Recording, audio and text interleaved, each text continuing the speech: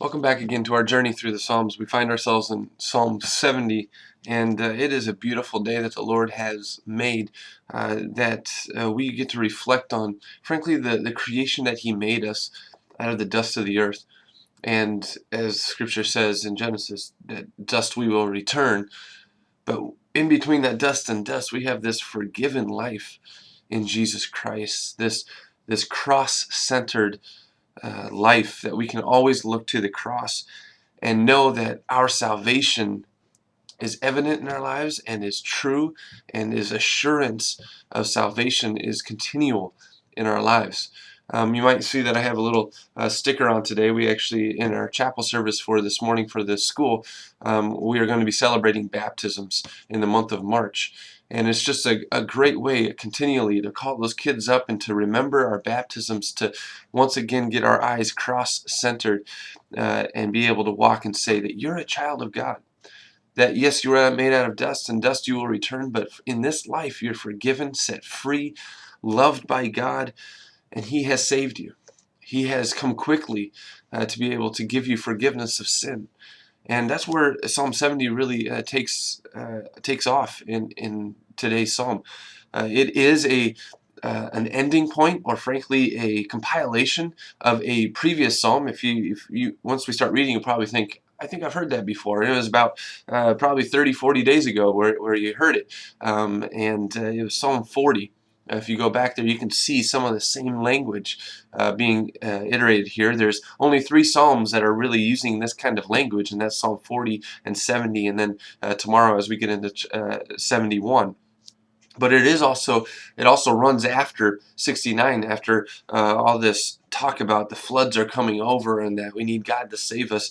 This is a little shorter psalm, and it's quick action of the request or help of the psalmist here, asking the Lord for help, knowing that He will supply it, and being able to give Him once again a remembrance, or frankly an iterance of that salvation that only comes from God. So let's read Psalm 70 together. I'm going to pause in verse 3 because I want to read you something that is a fruition or a fulfillment of verse 3 that I think is really mandatory to read. So I'm going to pause there at verse 3 just so you know.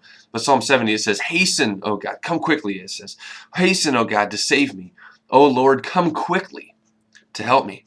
May those who seek my life be put to shame and confusion. May all who desire my ruin be turned back in disgrace. May those who say to you, 'Aha, aha,' turn back because of their shame."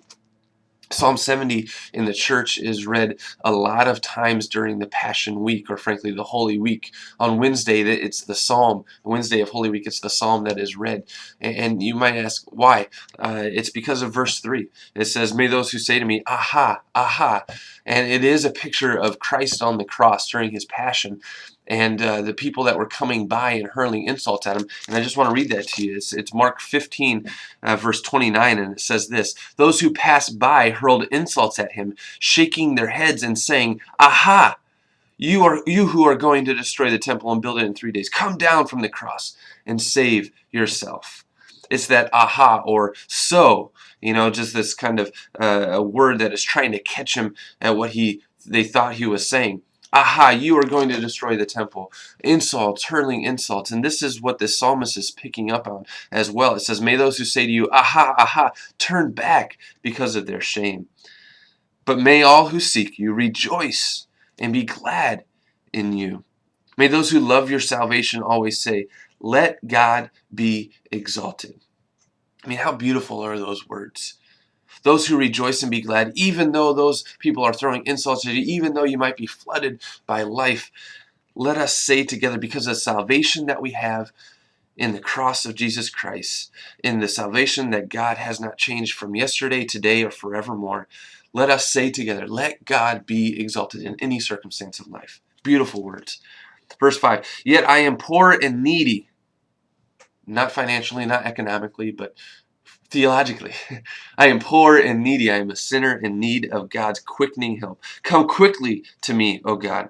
You are my help and my deliverer. O Lord, do not delay." May that be our prayer today. That it doesn't need to have something happen in this day to pray this psalm. But this psalm comes at the beginning of our day, that we say, Lord, come quickly to remind me of my salvation, to remind me that I'm a child of God, to remind me that I am forgiven and set free, and that I can walk in this day with those beautiful words, let you be exalted whatever I do. Come what may this day, maybe it's insults, maybe it's broken relationships, maybe it's just a struggle in sin or temptation that we have. But Lord, remind me again that you are far greater than all those things, and let you be exalted this day and forevermore. Have a blessed day.